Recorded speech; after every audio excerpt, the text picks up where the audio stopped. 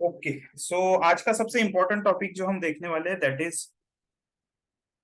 Major and minor pillars of OOPs. यहाँ पर हमने टॉपिक में लिखा है OOPs concept discussion about major and minor pillars of OOPs. And this session is very much important for all the freshers जो भी मतलब preparation कर रहे हैं कोडिंग लैंग्वेज का, and those who are going to jump into frameworks in future. And second one, जो भी person interview के लिए प्रिपरेशन कर रहे हैं उनके लिए भी काफी इंपॉर्टेंट है ये टॉपिक। तो वन बाय वन सारे के सारे कंसेप्ट थ्योरेटिकली देखेंगे, इसका प्रैक्टिकल जो है वो नेक्स्ट सेशन में रहेगा। That would be on the day after tomorrow. Encapsulation and abstraction वहां पर प्रैक्टिकल, ठीक है। उसके बाद इनहेरिटेंस का भी जो मेथड और लोडिंग मेथड और राइडिंग वगैरह है वो भी हम प्रैक्टिकल देखेंगे। ठीक, इस वीक में मतलब ऊप्स के आपके mostly concept concept theoretically and logically सारे के सारे कंसेप्ट क्लियर हो जाएंगे। That would be the target. Okay, so what we are going to do, first we are going to see the concept. ये नोट्स एक्चुअली मुझे मेरे सीडैक के sir ने दिए थे, वो सेम नोट्स हम रेफर करेंगे and one by one check करते हैं कि कौन सी चीज क्या यानी क्या कहते हैं। So first one is encapsulation. Major pillar में आता है एनकैप्सुलेशन, फिर आता है एब्स्ट्रैक्शन, फिर आता है पॉलीमॉर्फिज्म एंड हायरार्की या फिर इनहेरिटेंस भी बोलते हैं उसको। So what is this encapsulation? तो जनरली आप लोगों ने देखा होगा कि जब भी मैं कोई कोड लिखता हूँ, ठीक है, this is an example of like Java का कोड। तो यहाँ पर अगर आप देखोगे system dot out dot println अगर हम लिखते हैं, ठीक है, system dot out dot println हम लिखते हैं, तो ये सिस्टम नाम का जो क्लास है वो किसी ने तो भी बनाया होगा। उसके अंदर आउट नाम का ऑब्जेक्ट भी बनाया होगा जो स्टैटिक है, इसीलिए डायरेक्टली एक्सेस कर पा रहे हैं हम। और प्रिंट एलन मेथड भी किसी ना किसी ने बनाई होगी। ठीक, सिमिलरली अगर आप पाइथन में देखते हो तो प्रिंट फंक्शन किसी ना किसी ने बनाया रहता है। ठीक, हेलो वर्ल्ड। वैसे ही आप अगर जावास्क्रिप्ट में जाते हो तो वहां पर कंसोल डॉट लॉग फंक्शन भी पहले से बना हुआ होता है, आप सिर्फ उसको यूज करते हो। ठीक, तो ये सारे फंक्शंस या फिर ये कोड कौन लिखता है? ये कोई तो भी एक ऐसा पर्सन लिखता है गाइस, ठीक, जिसको ऑलरेडी उस प्रोग्रामिंग लैंग्वेज के डेवलपमेंट टीम में रखा गया है। ठीक, तो यहाँ पर ध्यान देने वाली चीज ये है, यहाँ पर ध्यान देने वाली चीज ये है कि एक ऐसा पर्सन, ठीक है, एक ऐसा यूजर, एक ऐसा पर्सन है जो एक्चुअली जावा का डेवलपर है। ठीक है, आई एम नॉट सेइंग कि जावा यूज करने वाला डेवलपर, जो जावा डेवलप कर रहा है, जावा कोडिंग लैंग्वेज डेवलप कर रहा है, ठीक, उसने ही एक्चुअली प्रिंटलन फंक्शन बनाया है। उसने ही एक्चुअली प्रिंटलन फंक्शन बनाया है एंड उस फंक्शन के अंदर बहुत मतलब 15-20 लाइन का या फिर 50-60 लाइन का कोड लिखा हुआ होगा। ठीक, so what he has done something called as encapsulation. Encapsulation, ठीक है, उसने एक्चुअली एनकैप्सुलेट करके रखी है ये सारी की सारी चीजें। आप लोग क्या कर रहे हो? आप कोडर हो। ठीक, आप लोग कोडर हो, तो आप लोग एज अ कोडर आप उस चीज को यूज कर रहे हो। ठीक है, तो आप हो जाते हो यहाँ पर सेकंड लेवल पे एक दूसरा पर्सन हो जाता है। ठीक, ये फर्स्ट लेवल पे जिसने जावा प्रोग्रामिंग लैंग्वेज बनाई, जावा स्क्रिप्ट प्रोग्रामिंग लैंग्वेज बनाई। सेकंड एक ऐसा यूजर होता है जो इन सब फंक्शंस को यूज करता है। हम कैसे यूज करते हैं guys? Let's say print function है, तो इसमें कुछ मैसेज डाल देते हैं, एक स्ट्रिंग डाल देते हैं। ठीक, एंड ये स्ट्रिंग हम, ये स्टेटमेंट हम यूज करते हैं अपने प्रोग्राम्स के अंदर। ठीक है, अगर ये पाइथन का प्रोग्राम है तो पाइथन का प्रिंट फंक्शन हम यूज कर रहे हैं, समझ लो। अगर ये सी लैंग्वेज का प्रोग्राम है तो सी लैंग्वेज का प्रिंटर फंक्शन यूज कर रहे हैं। तो हम क्या हो गए? उस चीज के यूजर हो गए। ठीक है, हमसे ये एक्चुअली इंफॉर्मेशन प्रिंट फंक्शन के अंदर क्या लिखी हुई है, ये पूरे लाइंस ऑफ कोड यहाँ पर डेफिनेशन है, लाइंस ऑफ कोड, ये हमें नहीं पता, ये हमसे इंफॉर्मेशन छुपा के रखी है। तो इस लेवल पे जो भी यूजर रहेगा वो क्या कर रहा है गाइस? वो कर रहा है एनकैप्सुलेशन कर रहा है अपने लेवल पे। ठीक, ऑन दी अदर हैंड हम क्या कर रहे हैं? हम यहाँ पर आके एक तरह से एब्स्ट्रैक्शन, ठीक है, एब्स्ट्रैक्शन हम यूज कर रहे हैं। हमसे क्या किया गया है? हमें सिर्फ बेसिक इंफॉर्मेशन दे दी है कि print function, print F function, print L function, console dot log function से कुछ तो भी स्क्रीन पे प्रिंट होता है। जस्ट इतनी बेसिक इंफॉर्मेशन हमारे लिए दे दी है, बाकी इंटरनल जो भी चीज है वो उसने छिपा के रखी है। ठीक, तो जिस पर्सन ने वो छुपा के रखी है उसने एनकैप्सुलेट करके रखा है, और जिस लेवल पे आप उसको यूज कर रहे हैं आप एक तरह से एब्स्ट्रैक्शन यूज कर रहे हैं गाइस। Got it? तो ये एक्चुअली आपने कंसेप्ट समझना है। और इन केस आपने, ठीक है, आपने ये जो यूजर है इसने कुछ ऐसे सेपरेट क्लासेस बना दिए, लेट्स से क्लास 1 बना दिया, क्लास ए, क्लास बी और क्लास सी। और ये क्लास ए बी सी, ठीक है, ये क्लास ए बी सी जो है, ये कोई एक और पर्सन है यहाँ पर जो क्या कर रहा है, ये सभी के सभी क्लासेस इंपोर्ट कर रहा है, ये सभी के सभी क्लासेस इंपोर्ट कर रहा है एंड इनके ऑब्जेक्ट बना रहा है। Let's say A of A equals to new A, इससे एक ऑब्जेक्ट बनाया इसने।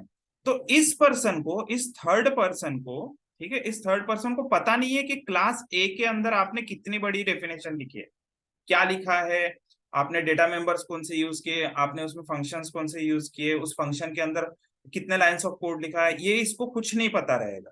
ठीक है, तो आप इस डेवलपर से क्या कर रहे हो, ये बेसिक इंफॉर्मेशन, मतलब इस जो भी क्रिटिकल इंफॉर्मेशन है वो उससे हाइड करके रख रहे हो। आप उसको क्या बोल रहे हो कि हाँ, ए का यूज करके आप कोई तो भी फंक्शन या मेथड कॉल कर सकते हो, दैट्स इट। उसको सिर्फ बेसिक इंफॉर्मेशन आप प्रोवाइड कर रहे हो, नथिंग एल्स। तो इस चीज को भी बोल सकते हैं आप कि आप इस लेवल पे क्या हो गए, क्लास ए बी सी आपने एनकैप्सुलेट करके रखा है एंड जो ये पर्सन इस क्लासेस को यूज करेगा इन फ्यूचर, वो पर्सन रहेगा आपका जिसने एब्स्ट्रैक्शन किया है। ठीक है, क्योंकि एब्स्ट्रैक्शन यूज कर रहा है। एक तरह से एब्स्ट्रैक्ट को अगर देखना चाहे तो आप ऐसा बोल सकते हो कि लेट से आप कॉलेज में जाते हो, कभी भी आपको सेमिनार वगैरह या प्रोजेक्ट वगैरह सबमिट करना रहता है, तो उससे पहले क्या देते हो आप, सिनॉप्सिस देते हो या फिर एब्स्ट्रैक्ट देते हो सर को, ठीक है, सर को या मैम को। तो एब्स्ट्रैक्ट मतलब बेसिक आइडिया जस्ट प्रोवाइड करता है उस पर्टिकुलर चीज के बारे में। ठीक है, अब आगे आते हैं एनालॉजी के ऊपर। अब एनालॉजी आपने समझनी है कि हम जब किसी को भी एग्जाम्पल समझाते हैं तब कैसे समझाते हैं गाइस, कि लेट से मेरे पास एक लेट से बाइक है, ठीक है, एक मेरे पास बाइक है और ये बाइक जो है, ये बाइक हम यूज करते हैं, हमें पता नहीं है इस बाइक के अंदर क्या क्या फंक्शनैलिटी है, क्या क्या चीजें रखी गई है, ये हमें नहीं पता। हमें सिर्फ इतना पता है कि मैं एक्सेलेरेटर जब दूंगा तब गाड़ी जोर से चलती है, मैं ब्रेक दबाऊंगा तो गाड़ी रुकनी चाहिए। वो डिस्क ब्रेक कैसे मैकेनिकली लगता है ये हमें जानने की जरूरत नहीं पड़ती है। ठीक है, तो हम एक तरह से कैसा, इसके सिर्फ बेसिक आइडिया हमें पता है, जो भी क्रिटिकल इंफॉर्मेशन है वो हमसे मैकेनिकल इंजीनियर ने छिपा के रखी है, जो भी जिस पर्सन ने भी इस बाइक को डिजाइन किया है या फिर डेवलप किया है उसने हमसे ये इंफॉर्मेशन छुपा के रखी है। तो जो मैकेनिकल इंजीनियर यूजर है वहां पर, वो पर्सन क्या हो सकता है गाइस, उस पर्सन को बोल सकते हैं कि इसने एनकैप्सुलेट करके रखा है, एनकैप्सुलेट करके रखा है इसने चीजें। और हम यहाँ पर अपने लेवल पे क्या यूज कर रहे हैं गाइस, एब्स्ट्रैक्शन। ठीक है, मतलब हमें सिर्फ बेसिक आइडिया मिल रही है एंड हम लोग क्या कर सकते हैं, इस चीज को जस्ट बेसिक आइडिया के यूज करके हम इस गाड़ी को चला सकते हैं। हमें मैकेनिकल इंजीनियरिंग भी सीखने की जरूरत नहीं है, हमें बाइक कैसे बनती है वो भी चीज सीखने की जरूरत नहीं है।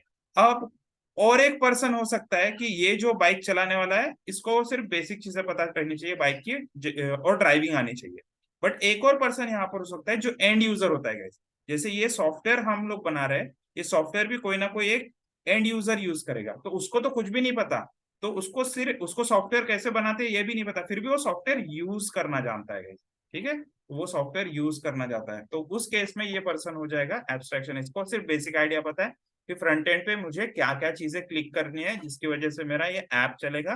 वैसे ही ये जो ड्राइवर है, ठीक है, ये जो गाड़ी ड्राइव कर रहा है इसको सिर्फ गाड़ी चलाने आनी चाहिए। और एक एंड यूजर भी हो सकता है जो सिर्फ पीछे बैठा हुआ है, उस पर्सन को सिर्फ इतना पता होना चाहिए कि पीछे बैठने से गाड़ी पे हम लोग राइड ले सकते हैं। ठीक है, इतना सिर्फ इसको पता होना चाहिए। वैसे ही बस के केस में भी होता है, बस के केस में जो ड्राइवर रहता है बस का, सिर्फ उसको पता रहता है कि बस कैसे चलानी चाहिए, और बाकी सारी के सारे जो पैसेंजर होते हैं उनको सिर्फ बैठना पड़ता है, उनको वो कुछ और चीजें उनको जानने की जरूरत नहीं है, वो एंड यूजर हो जाते हैं वहां पर। ठीक है, और जिस पर्सन ने वो बस बनाई रहेगी उसने एक्चुअली एनकैप्सुलेशन किया है अपने लेवल पे। ठीक है, एक तरह से कैप्सूल जैसे बोल सकते हो आप।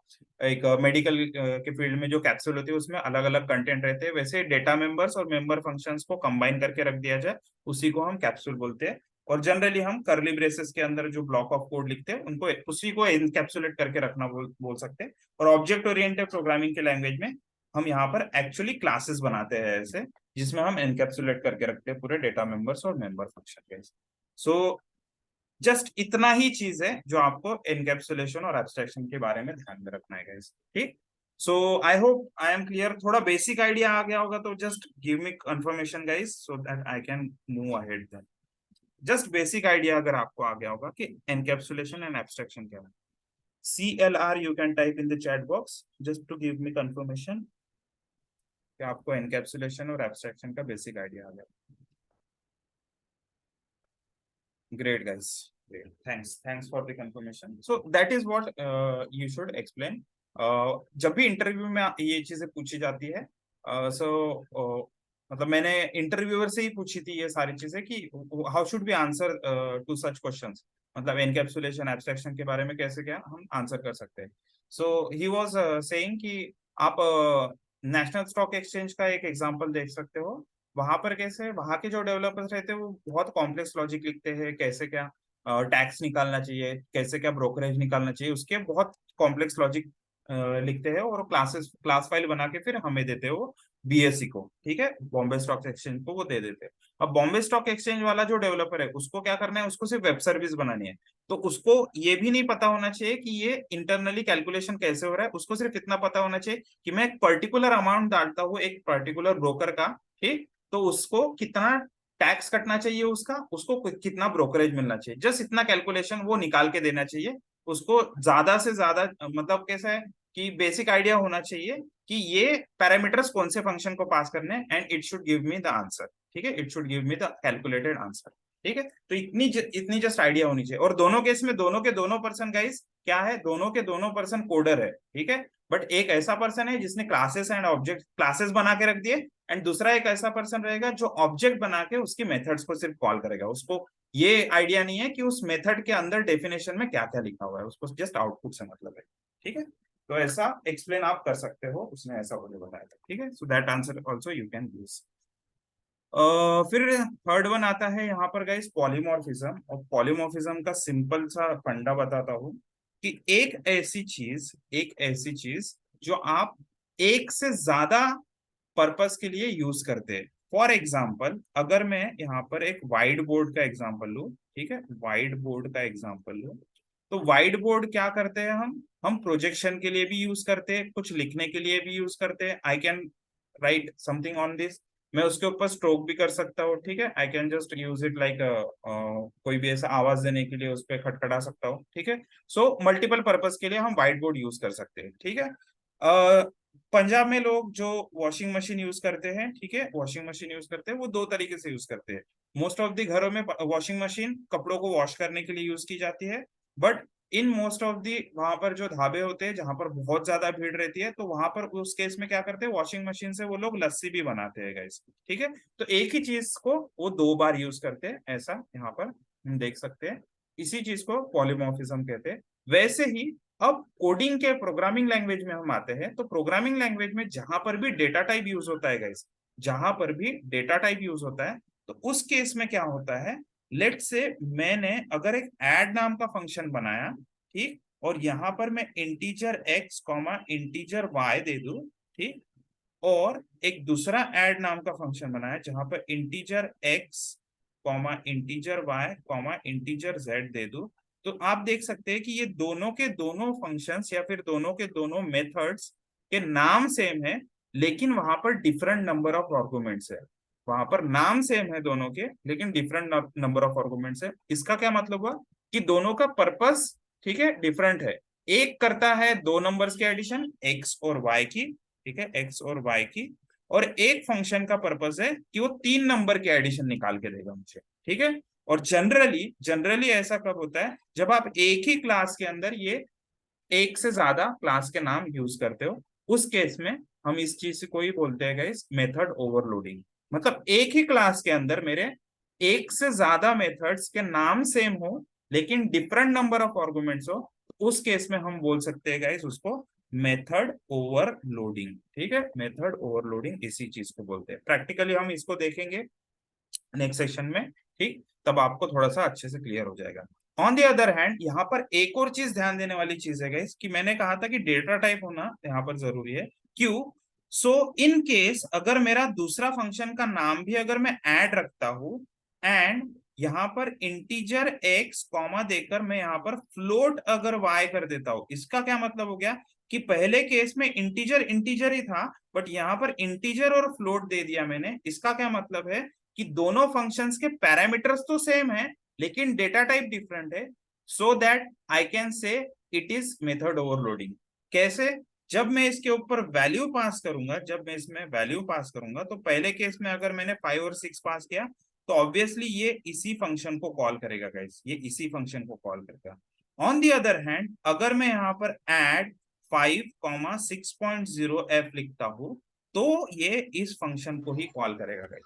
ठीक है, मतलब नंबर ऑफ आर्गुमेंट्स जो पास कर रहा हूं मैं दोनों केस में to number of arguments pass कर रहा हूं, but it is calling the function based on किस टाइप की वैल्यू में वहां पर पास कर रहा हूं, उसके ऊपर डिपेंड करता है कि ये कौन सा फंक्शन कॉल करेगा गाइस। इसीलिए इस चीज को हम क्या बोल सकते हैं, मेथड ओवरलोडिंग, और ये पॉलीमॉर्फिज्म के अंडर ही आता है। ठीक है, इसी चीज को पॉलीमॉर्फिज्म भी बोल सकते हैं। ठीक, अब सेकंड टाइप ऑफ पॉलीमॉर्फिज्म क्या है ये चीज समझते हैं।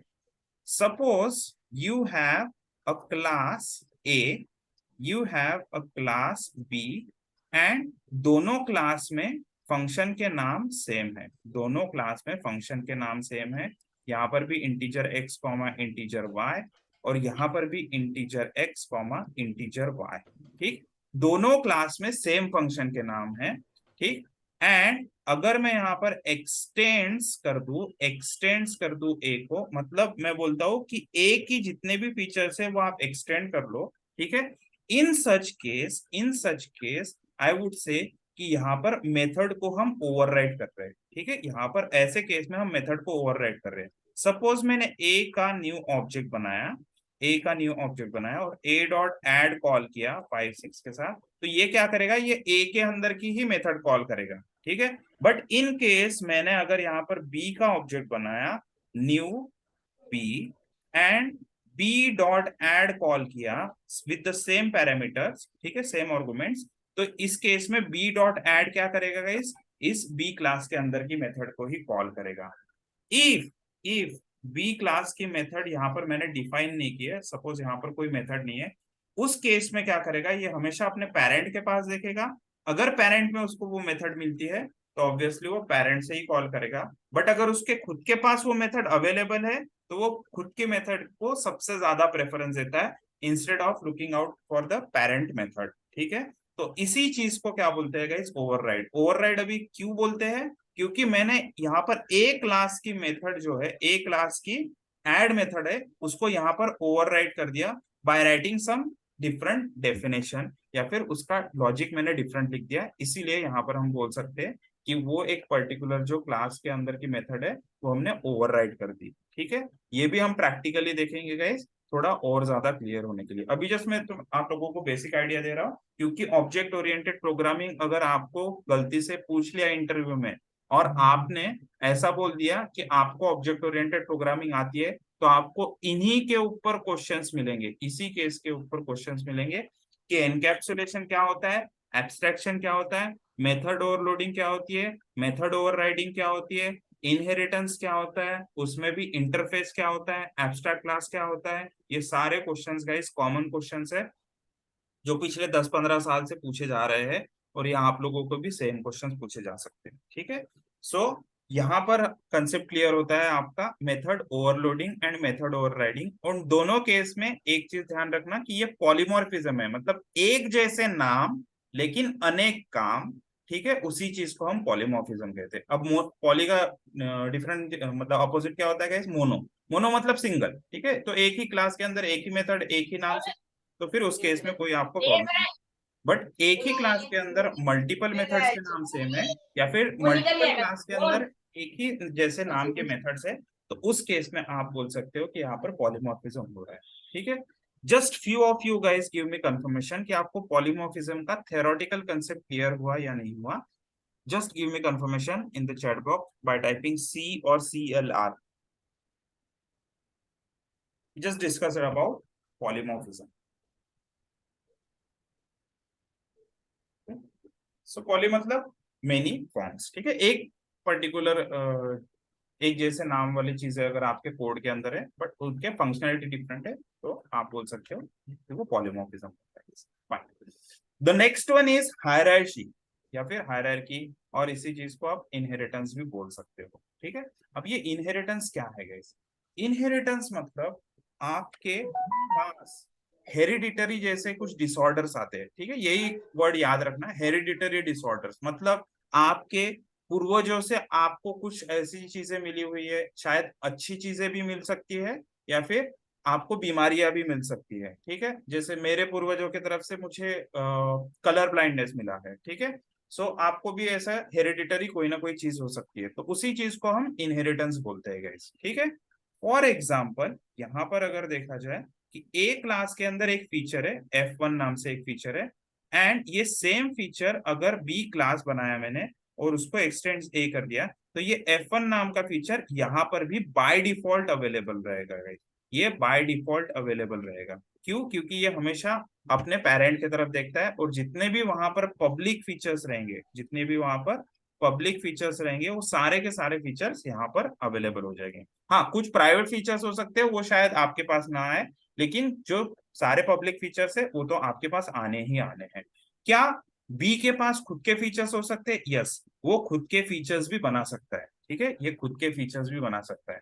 फॉर एग्जाम्पल, ठीक है, थोड़ा एनोलॉजी समझते हैं कि Amitabh Bachchan 60s 70s 80s में काफी पॉपुलर था, 90s में ही वॉज डाउन, बट फिर से वो 2000 में वापस आ गया, and he is giving us like lots of hit movies. ठीक, तो उसके पास हिट मूवी देने का फॉर्मूला है, वो फीचर है उसके पास। ठीक, वैसे ही अब बी जो है, ठीक है, बी क्लास है जो अभिषेक बच्चन है, अब अभिषेक बच्चन के पास भी हिट मूवी देने का क्या कहते हैं, हिट मूवीज देने का ये फॉर्मूला है, बट इतना अच्छा नहीं है। उसने क्या कर लिया, उस चीज को ओवरराइड कर लिया। वो मोस्ट ऑफ दी मूवीज को फ्लॉप देता है और कुछ मूवीज हिट दे देता है, बट उसके पेरेंट से एक फीचर जो है वो हाइट का, ठीक है, एक स्ट्रांग बॉडी का, एक बहुत हाइट पर्सन रहने का, तो वैसा फीचर उसके पास आ गया है, वो अपने पेरेंट्स से एज इट इज आ गया है। ठीक है, बाकी जो उसका हिट मूवी देने का जो फीचर है वो उसके पेरेंट्स से आया है, लेकिन इसने खुद भी ओवरराइड कर लिया। तो आप ऐसा बोल सकते हो कि उसके पास खुद के भी कुछ फीचर्स है अभिषेक बच्चन के पास, और पेरेंट्स से भी उसने कुछ ना कुछ फीचर्स लेके रखे हैं। ठीक है,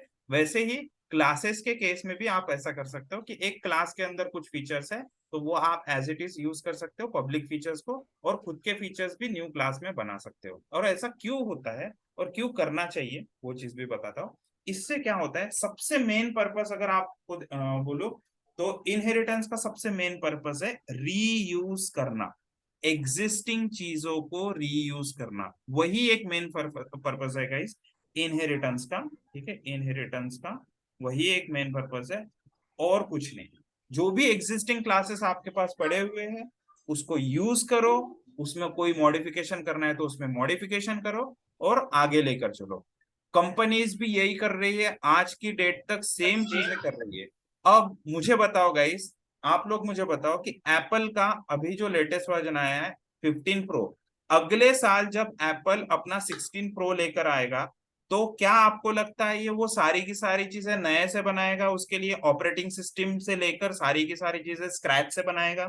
पॉसिबल ही नहीं है। वो क्या करेगा, पुराना ही ऑपरेटिंग सिस्टम उठाएगा, उसमें कुछ नए फीचर्स ऐड करेगा, ठीक, और वो चीज फिर 16 प्रो में या फिर 16 प्लस में इम्प्लीमेंट करेगा। ठीक है, तो वो ऐसा स्क्रैच से अगर बनाने चला जाए तो उसको 5 से 10 साल लग जाएंगे, और उस उतने टाइम में शायद ऐसा हो सकता है कि सैमसंग अपना खुद का मार्केट बना दे। ठीक है, तो हमें कंपटीशन में भी रहना है, तो हमें क्या करना है कि जितनी भी अच्छी चीजें अवेलेबल है गाइस, वो सारी चीजें हमें यूज करनी है, एंड उससे हमें कंपटीशन को भी बीट करते हुए अपना काम निकालते हुए आगे चलना है। ठीक है, और कोडिंग के लैंग्वेज में अगर इसको बोला जाए, ठीक है, कोडिंग के लैंग्वेज में इसको अगर बोला जाए तो हम इसको बोल सकते हैं कि whenever something goes from generalisation to specialisation, ठीक है, जनरलाइजेशन टू स्पेशलाइजेशन, उस चीज को हम इनहेरिटेंस बोलेंगे।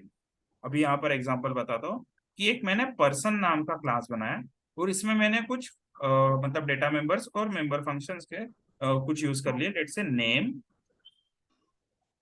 As, city and phone number. ठीक है, फोन नंबर, ये चारों फीचर्स मैंने क्या कर लिया, पर्सन क्लास के अंदर बना दिए। अब पर्सन क्लास से मैं क्या कर सकता हूँ, एक नया क्लास अगर मुझे बनाना है एम्प्लॉय नाम का, ठीक है, एम्प्लॉय नाम का मैं क्लास बनाना चाहता हूँ, तो मैं क्या कर सकता हूँ, ये सारे के सारे फीचर्स उसके, ठीक है, जो भी प्रॉपर्टीज है वो सारे के सारे फिर से यूज कर सकता हूँ, और I can create it for from scratch. Hello.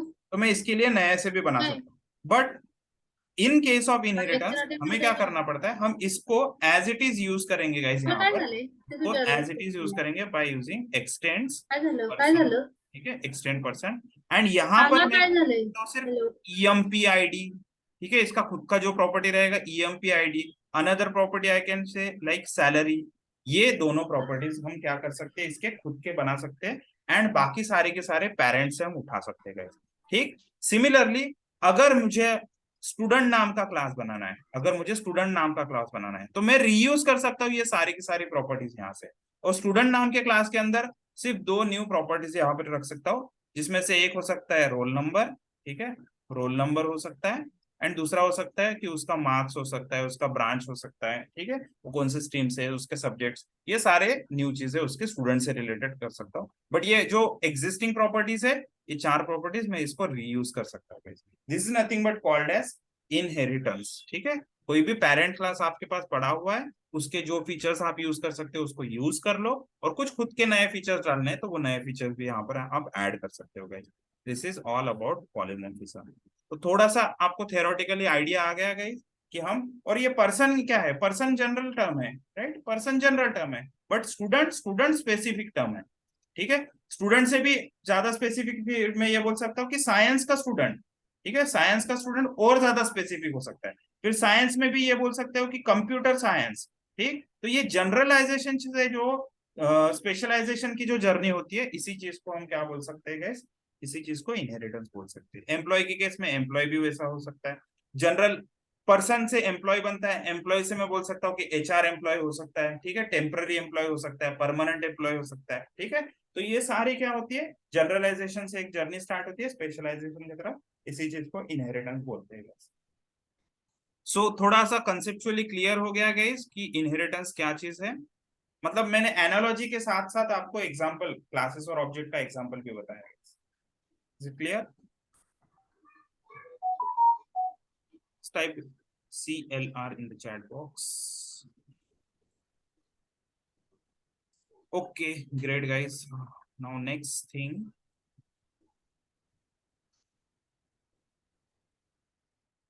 Next thing is minor pillars, okay, और स्मॉल पिलर्स भी बोल सकते हैं आप इसको। बट ये चीज कोई बताता नहीं है, बट अगर आपने ये चीजें भी बता दी, ठीक है, तो मैं आपको गारंटी देता हूँ कि मेरे जैसा अगर इंटरव्यूअर रहा जिसको ये सारे बेसिक कंसेप्ट पता है, तो I will definitely move ahead. मतलब मैं ऐसा बोल सकता हूँ कि मैं आप लोगों का रिज्यूम आगे फॉरवर्ड कर सकता हूँ, ठीक है, मतलब आप लोगों का रिज्यूम प्रोसेस कर सकता हूँ अगर आपने टाइपिंग, परसिस्टेंस और कॉन्करेंसी के बारे में भी बताया तो, ठीक। तो यहाँ पर टाइपिंग में दो टाइप के टाइपिंग है गाइस, यहाँ पर टाइपिंग में दो टाइप के टाइपिंग है, और ये चीज आपके मेथड ओवरलोडिंग और मेथड ओवरराइडिंग से ही रिलेट करती है, ठीक है। तो टाइपिंग में सबसे पहला आता है static typing guys, and second one आता है डायनेमिक टाइपिंग, ठीक। तो स्टैटिक टाइपिंग मतलब कंपाइल टाइम पे, ठीक है, कंपाइल टाइम पे मुझे पता चल जाता है कंपाइलेशन टाइम पे कि मेरे कौन से मेथड कॉल होने वाले हैं। और जनरली इस केस में क्या होता है कि मेथड ओवरलोडिंग जो होती है वो जनरली हमें पता चल जाती है कि कौन सी मेथड कॉल होने वाले हैं, उसी चीज को स्टैटिक टाइपिंग कहते हैं, okay. On the other hand अगर हमारे पास ऐसा कोई मेथड्स है जो मुझे रन टाइम पे ही पता चलने वाला है, ठीक है, जो मुझे रन टाइम पे ही पता चलने वाला है, तो उस केस में हम बोलते हैं गाइस मेथड ओवर राइडिंग, ठीक है, मेथड ओवर राइडिंग। एंड वहां पर ही हम बोल सकते हैं उसको डायनेमिक पॉलीमॉर्फिज्म या फिर डायनेमिक टाइपिंग बोलते हैं उस चीज में, ठीक। तो टाइपिंग दो तरह की ही होती है, और ये माइनर पिलर्स में ही कंसिडर किया जाता है जनरली।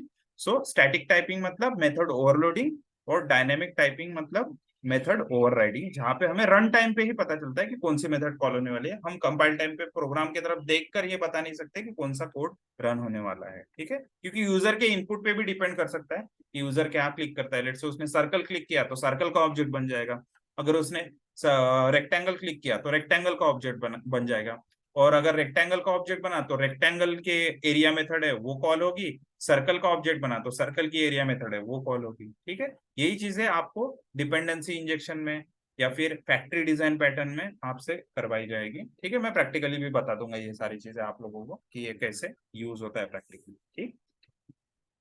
उसके बाद आता है गाइस सेकंड माइनर पिलर, जिसका नाम है persistence.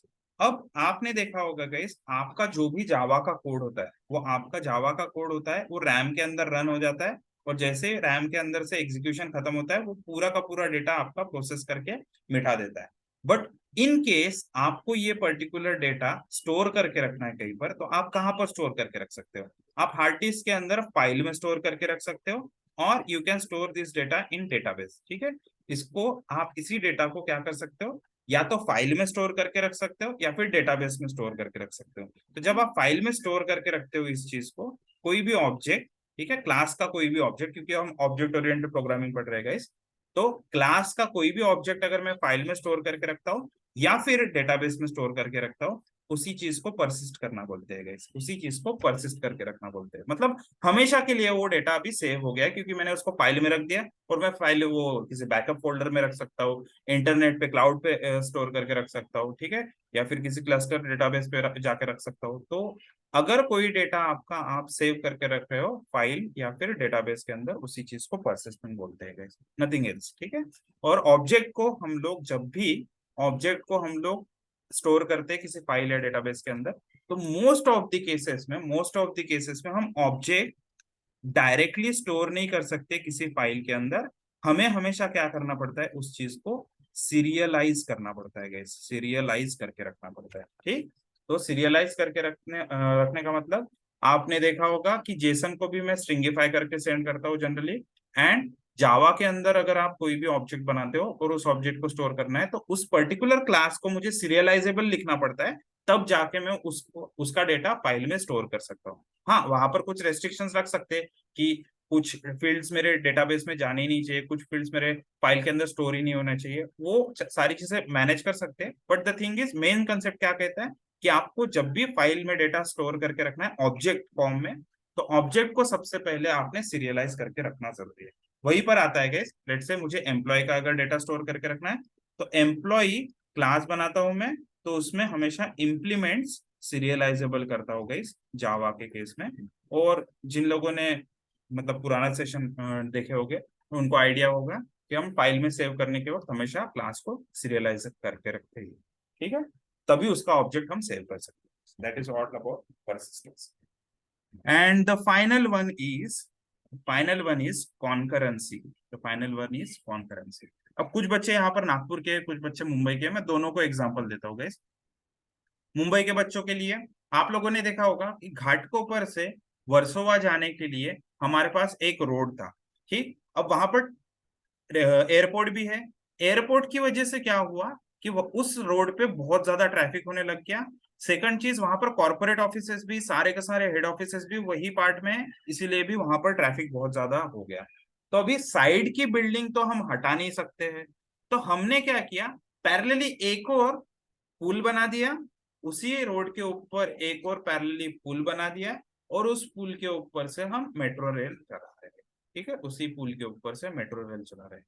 That is nothing but concurrency, क्योंकि अब एक साथ मेरा नीचे से भी ट्रैफिक जा रहा है और ऊपर से भी गाड़ी में लोग ट्रेवल कर पा रहे हैं। ठीक है, ऑन द अदर हैंड जो नागपुर के लोग हैं उनके लिए, आप लोगों ने देखा होगा कि एशिया का सबसे बड़ा वायाडक्ट अपने नागपुर में है, वहां पर जो वर्धा रोड में, एयरपोर्ट के साइड पर। ठीक है, तो उस रोड पे भी हमने क्या किया है, मतलब वहां पर भी एक ही रोड था और फ्लैट रोड था, तो वहां पर मैक्स टू मैक्स कितनी, 4 गाड़ियां एक साथ जा सकती है या फिर 4 बस एक साथ जा सकती है, हम बोल सकते थे। बट अभी साइड की बिल्डिंग तो पूरी की पूरी हटा नहीं सकते, 3-4 किलोमीटर का रास्ता है। तो नागपुर में क्या किया उन लोगों ने एक क्या किया, पहले फ्लाईओवर बनाया। ठीक, एक फ्लाईओवर बना दिया, सो दैट जो जिन लोगों को भी आगे जाना है, तो वो एक साथ क्या कर सकते हैं, अभी 4 गाड़ियां नीचे से जाएगी, 4 गाड़ियां ऊपर से भी जा सकती है। इन वहां पर भी थोड़ा सा उन लोगों को आइडिया आ गया कि इन फ्यूचर ये भी थोड़ा सा ट्रैफिक में परेशानी दे सकता है, एयरपोर्ट पे ज्यादा भीड़ बढ़ गई तो उन्होंने क्या किया, उसके ऊपर भी एक और फ्लोर बनाया, एंड पैरेलली वहां पर मेट्रो भी चल रही है। मतलब ट्रैफिक वहां से भी क्या हो गया, डिस्ट्रीब्यूट हो गया, मतलब लोग तीनों जगह से, तीनों लेयर से ट्रैवल कर पा रहे हैं। ठीक है, लोग तीनों जगह से भी ट्रैवल कर पा रहे हैं। इन केस ऑफ वर्सोवा घाट पर वहां पर भी नीचे से भी लोग ट्रैवल कर पा रहे हैं, और ऊपर से भी मेट्रो आपकी प्रॉपरली ट्रैवल कर पा रही है। ठीक, तो इसका क्या मतलब है, मैं कॉन्करेंटली जितने मेरे पास स्पेस थी उसी का यूज करके मैंने पैरेलली या फिर वर्टिकली कुछ चीजें बढ़ा दी। ठीक है, वर्टिकली कुछ ऐसा इंफ्रास्ट्रक्चर दे दिया कि वर्टिकली चीजें चलना चालू हो गई। उसी चीज को हम कॉन्करेंसी बोल सकते हैं। ठीक है, हमारे कंप्यूटर के अंदर भी आप देखोगे तो माइक्रो प्रोसेसर जो होता है वो जितना छोटा करना चाहिए उतना छोटा कर सकते हैं, बट वो कितना छोटा कर सकते हैं? वो इलेक्ट्रॉन, प्रोटॉन, न्यूट्रॉन उससे तो छोटा नहीं कर सकते। तो उन्होंने क्या किया, फिर पैरेलली कुछ एक मल्टीपल कोर्स डालना चालू कर दिया। ठीक है, एक ही प्रोसेसर के अंदर मल्टीपल कोर्स डालना चालू कर दिया। और वो कोर i3 आप देख सकते हो, वहां पर क्वाड कोर होता है, आपने ऑक्टा कोर भी सुना है, किसी किसी केस में 32 कोर भी आ जाते हैं जो आपके सर्वर्स वगैरह रहते हैं। तो ये मल्टी कोर प्रोसेसर क्या करते हैं, ये पैरेलली प्रोग्राम को एग्जीक्यूट करते हैं, ये पैरेलली प्रोग्राम को एग्जीक्यूट करते हैं। और अगर आप लोगों ने भी ऐसा कोई प्रोग्राम लिखा जो आप मल्टीपल कोर्स में एग्जीक्यूट कर सकते हो, ठीक है, core 1, core 2, core 3 and core 4 इनमें एग्जीक्यूट कर सकते हो एट अ टाइम, तो आप बोल सकते हो कि आपने कॉन्करेंसी अचीव कर ली है by using such program, by creating such programs. ठीक, तो कॉन्करेंसी अगर हमें देखना है थियोरेटिकली, तो एक साथ में मल्टीपल टास्क या फिर मल्टीपल चीजें एक साथ एग्जीक्यूशन के लिए अगर भेज रहा हूं तो उसी को कॉन्करेंसी बोलेंगे गाइस। एंड यहां पर अगर देखा जाए एग्जांपल, तो मल्टी थ्रेडिंग, ठीक है, मल्टी थ्रेडिंग का यूज करके, जावा में मल्टी थ्रेडिंग का यूज करके हम क्या कर सकते हैं गाइस, कॉन्करेंसी अचीव कर सकते हैं। ठीक है, मल्टी थ्रेडिंग का यूज करके हम कॉन्करेंसी अचीव कर सकते हैं। कैसे, हम क्या कर सकते हैं, हम एक साथ चार मेथड बना देंगे, F1, F2, F3 and F4। And अगर मैंने ये चारों मेथड नॉर्मल मेथड बनाई है, कोई थ्रेड नहीं बनाया, नॉर्मल मेथड बनाई, और हर एक को एग्जीक्यूट होने के लिए 10-10 मिनट्स अगर लगते हैं गाइस, और मेरे पास 4 कोर प्रोसेसर है, मेरे पास 4 कोर प्रोसेसर है, तो मैं क्या करूंगा, इसको एग्जीक्यूशन के लिए जब भी लगाऊंगा, तब पहले ये एग्जीक्यूट होगा, फिर ये एंड देन फाइनली ये। तो ये टोटल जो टाइम कंज्यूम करेगा वो करेगा 40 मिनट्स का टाइम कंज्यूम करेगा गाइस। ओके, 40 मिनट्स का टाइम कंज्यूम करेगा। ऑन द अदर हैंड, अब एक दूसरा चीज, हमने जैसे मल्टी थ्रेडिंग सीख लिया और आपने हर एक मेथड को थ्रेड के साथ कनेक्ट कर दिया, T1, T2, T3 and T4।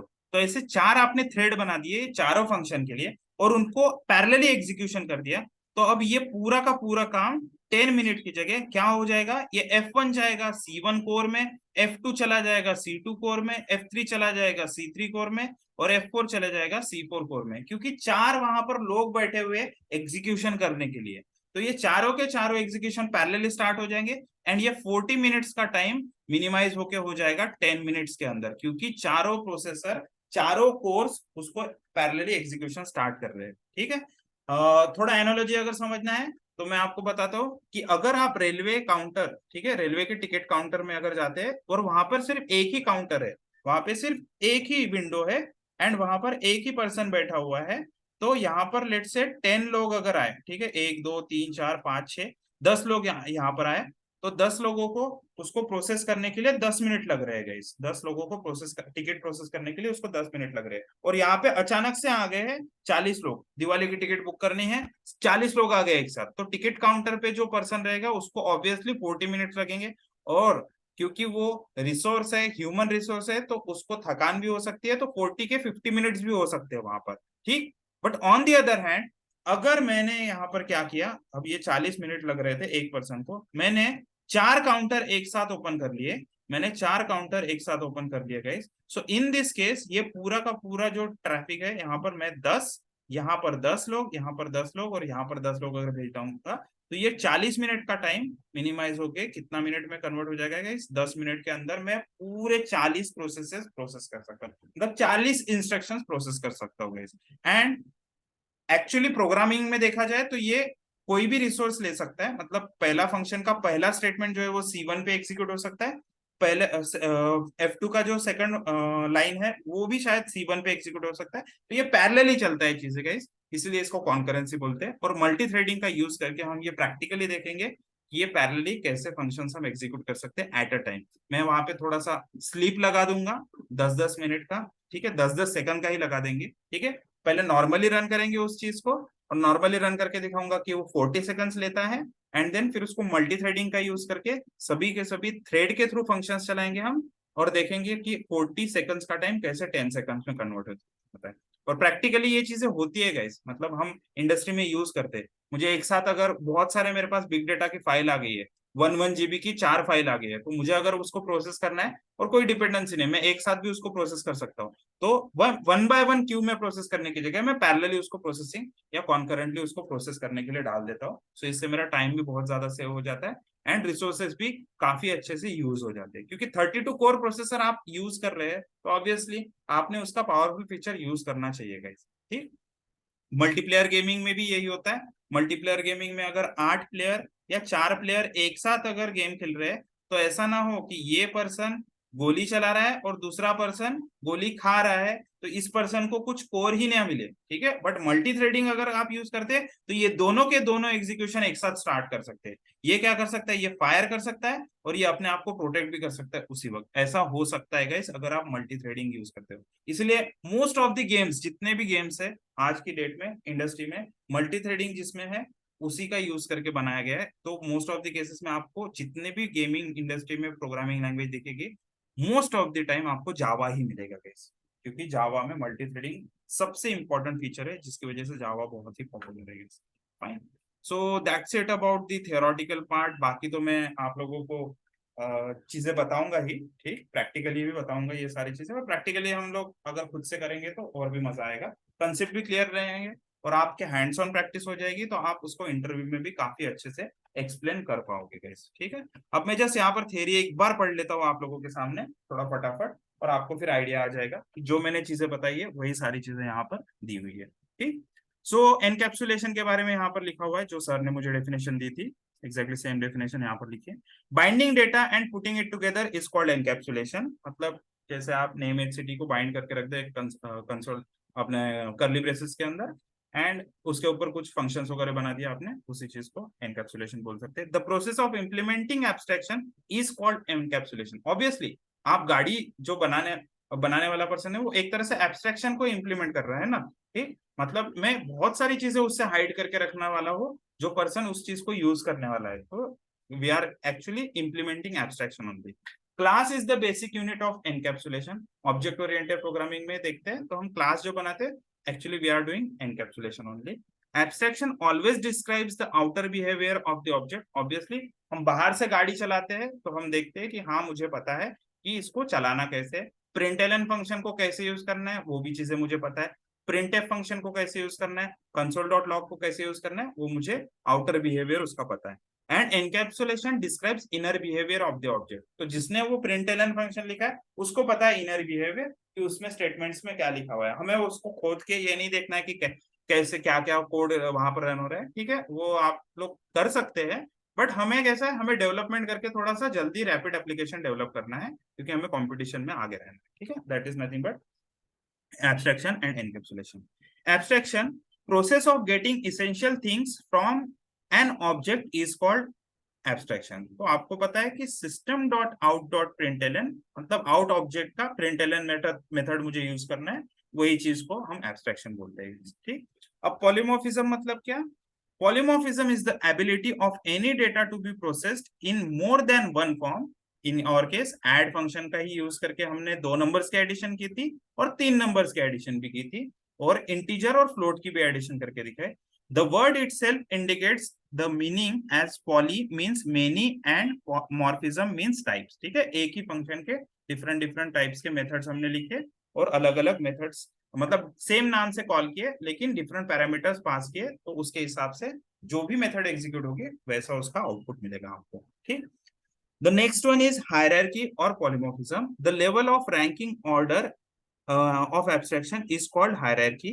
ठीक, and composition, inheritance, dependency, instantiation, यही सारी चीजें हायरार्की में कवर होती है गाइस। और इसमें से हम जो सबसे ज्यादा यूज करते हैं गाइस, दैट इज इनहेरिटेंस, मतलब इज अ रिलेशनशिप हम यूज करते हैं। इनहेरिटेंस का अगर देखा जाए तो definition is a journey from generalization to specialization is called inheritance. Its main purpose is to achieve reusability. तो आप अगर inheritance बोलते हो तो आप reuse कर रहे हो कोड को, इतना ही चीज आपने ध्यान में रखना है। एंड इंटरव्यू के टाइम पे जस्ट ये थ्योरी वाला पार्ट पूरा पढ़ के चले जाइए, इसमें से जो 2-4 कीवर्ड्स भी अगर आपने बोल दिए उससे रिलेटेड, तो आपको डेफिनेटली वो इंटरव्यू को पता चल जाएगा that you have basic idea about oops. ठीक, माइनर पिलर्स में देखते हैं तो टाइपिंग, टाइपिंग में भी पॉलीमॉर्फिज्म ही रिपीट होता है। So one interface having many behaviours is called polymorphism. For example, board can be used for writing and screen projection. USB ports can be used for like, आप उसमें speaker भी लगा सकते हैं, यूएसबी माउस भी लगा सकते हैं, कीबोर्ड भी लगा सकते हैं। There are two types of polymorphism, compile time polymorphism and run time polymorphism. ठीक, तो यहाँ पर method overloading compile time polymorphism में आता है, रन टाइम में मेथड ओवरराइडिंग आता है। What it is saying, when the function gets called at compile time is called compile time polymorphism. इसी चीज को मैं स्टैटिक बाइंडिंग भी बोलता हूँ, स्टैटिक पॉलीमॉर्फिज्म भी बोल सकते हैं, अर्ली बाइंडिंग भी बोल सकते हैं, वीक टाइपिंग और फॉल्स पॉलीमॉर्फिज्म भी बोल सकते हैं। सेम रन टाइम पॉलीमॉर्फिज्म मतलब when a call to a function gets resolved at the run time, मुझे नहीं पता कोड की तरफ देखकर कि कोड में से कौन सा मेथड रन होने वाला है। In such cases we can say it's a run time polymorphism, क्योंकि रन टाइम पे यूजर डिसाइड करेगा यूजर ने क्या क्लिक किया है, क्या सिलेक्ट किया है, उसके बेसिस पे फंक्शंस कॉल होते हैं। It is also called as dynamic binding, मतलब एग्जैक्टली उसका opposite, dynamic polymorphism, strong typing और true polymorphism also we can say. Compile time polymorphism can be achieved by operator overloading और function overloading. ठीक है, C plus plus में generally हम operator overloading use करते हैं, और जावा के केस में और एनी अदर प्रोग्रामिंग लैंग्वेज के केस में हम मेथड ओवरलोडिंग हम यूज करते हैं। ठीक है, और run time polymorphism can be achieved by function overriding और मेथड ओवरराइडिंग। ठीक, फिर आता है second minor pillar, persistence. It refers to saving data usually on disk for future access. ठीक है, प्रोसेस होने के बाद डेटा लॉस नहीं होना चाहिए, इसलिए हम ऑब्जेक्ट को जनरली फाइल के अंदर सेव करके रखते हैं, एंड उसी चीज को हम परसिस्टेंस बोलते हैं गाइस। ठीक, the final one is concurrency.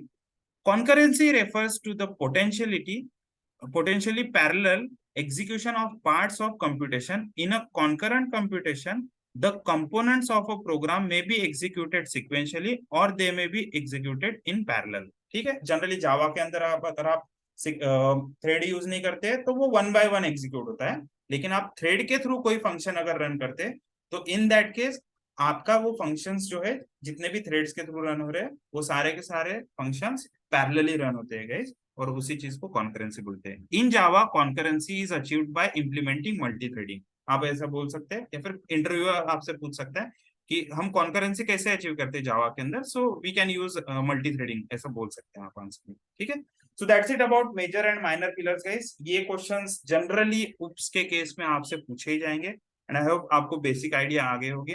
Next 2 sessions में इसके ऊपर प्रैक्टिकली भी देखेंगे, एंड आई होप वहां पर भी आपको थोड़ा बहुत मजा आएगा।